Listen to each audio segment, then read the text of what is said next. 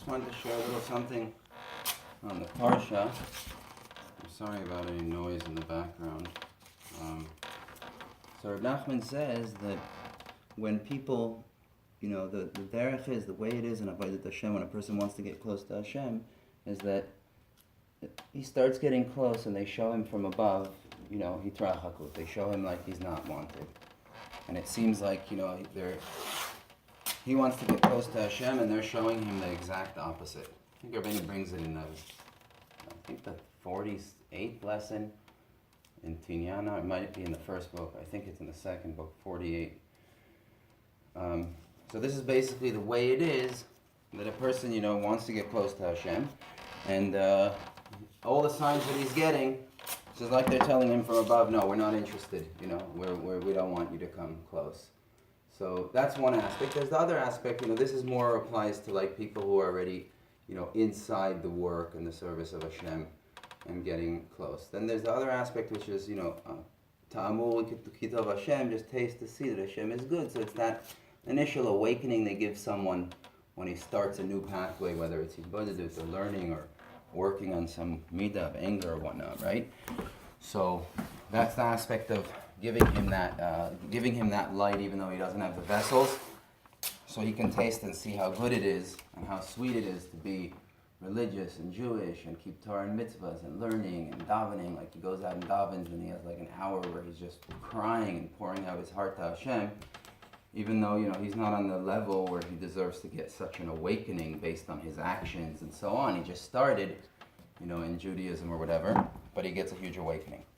But in general, the derech is that they don't give you that awakening. It's the exact opposite. So Rav Natan says that this is the idea when we came out of Egypt, right? So we had all the 10 miracles. We subdued the Egyptians, like we said in the previous lesson, that the Bechor, the firstborn, corresponds to like that, the mind, the evil inclination that's from within the mind, the klipa of the thoughts, all the negative thoughts, and that's the Bechor. So even that was wiped out.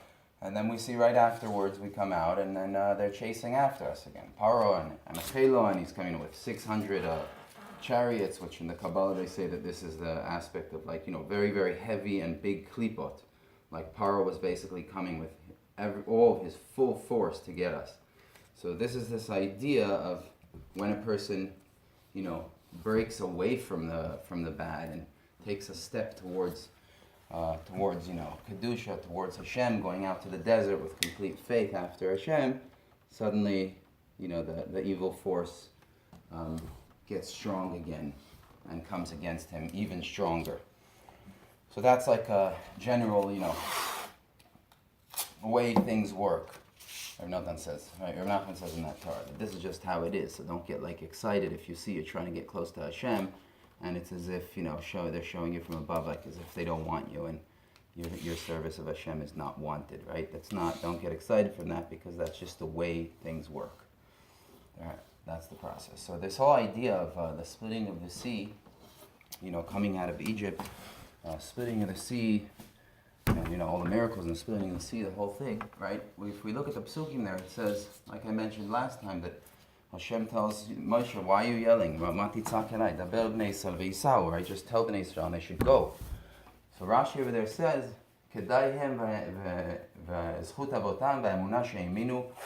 right?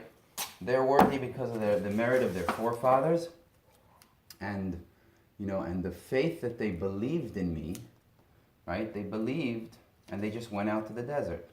They just believed that they're going to be taken care of by Hashem, right? It says, Vayamen Ha'am, they believed. So that faith that they had, that is enough, meaning the ocean's not standing before them. The ocean's not preventing them, because they have this faith. This chut of this faith they had when they just left out to the desert.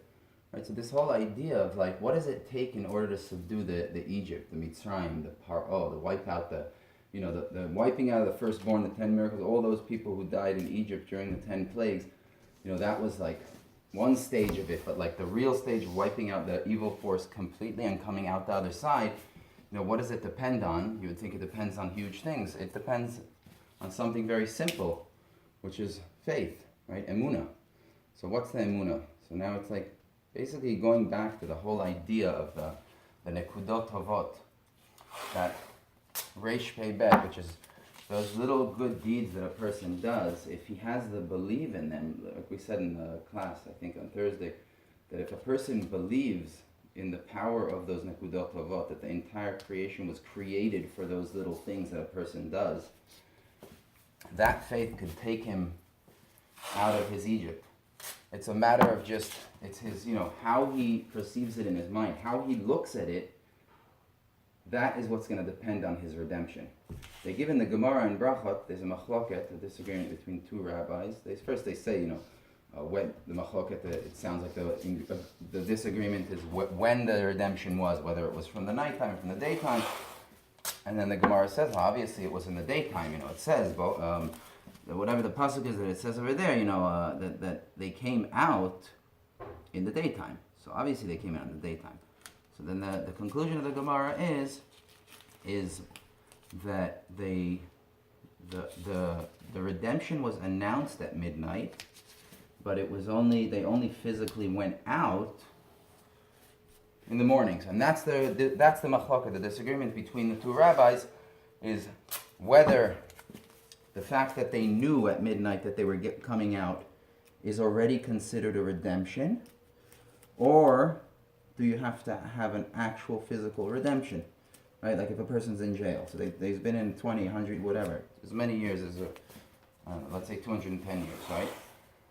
And they come and they tell him at midnight, they knock on his cell and they say, okay, tomorrow morning you're going free. So that freedom that he feels from within his mind and his heart, all those hours from midnight till the morning, is that freedom considered a complete redemption? Is that a redemption already? That he's considered already free, even though physically he didn't go out? Or is a full redemption when he actually physically goes out as well? That's the disagreement. But what we see is that they did have a redemption. There was this geula at midnight, because once a person comes to this emunah, to this a faith understanding that this is really the essence of everything, right? When Mashiach comes, this is what he's going to reveal. Mashiach is basically going to be like a leader like Moshe Rabbeinu, only Moshe Rabbeinu, right? Like we said, he was such a big leader, even greater than Avram and Noah, and because he understood the level of the mercy of Hashem, that no matter what level they fell to, there's always forgiveness. So Mashiach's basically going to have that concept, only even more powerful. He's going to reveal, like Moshe Rabbeinu, they revealed him the 13 midot of Rachamim. So Mashiach's going to, I don't know what's going to be revealed to him, but it's in the Zohar they call it the seventh level of wisdom. Like Shlomo Melech, we know, has 6 levels of wisdom. It says Vayeshev Shlomo al Kiseh Malchuto v'shesh malot lakiseh. Right, there were 6 steps to the coming up to the chair, the throne that Shlomo Melech sat on. So that's on the pshat, simple level. But on the deeper level, what it means is Shlomo Melech, when God gave him this gift of wisdom, he gave him these 6 levels of wisdom. But the 7th level is saved. The Zohar says it's saved for the son of David, the king of Mashiach, right? Melech HaMashiach. That 7th level. So Mashiach's going to receive this 7th level of wisdom, which means he's going to be Mesig and understand the mercy of Hashem on such a high level, even higher than Moshe Rabbeinu. And what he's going to do is he's going to reveal to us that no matter where a person fell, no matter how far a person fell, he's always wanted before Hashem. And the importance of every tiny little nekuda taiva. And that basically goodness is only, like Reb Natan says, he says that goodness is only Hashem, right? Hashem is only goodness. Tov Hashem lakol, right? Hodul Hashem ki tov ki l'olam chasdo. All goodness there is comes from Hashem, comes from the redemption, from Geula, from Mashiach. Like it says by Boaz also, it says, Im yigalech tov yigal. So it says, Naomi tells Ruth, she tells her that if Boaz, redeems you and marries you, right, he will redeem the good. So what do you mean redeem the good? He will redeem that spark of Mashiach that's going to come out of you. So Mashiach is called good.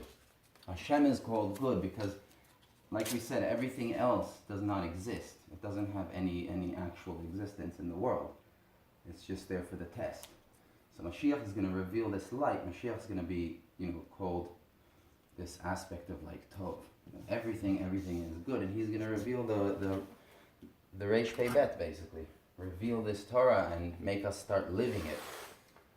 So the redemption, coming out, having a complete Geula from Mitzrayim and from Paro and all the evil forces and everything we're going through in life, everything that's difficult for people that they're suffering, it all depends just on the person's state of mind.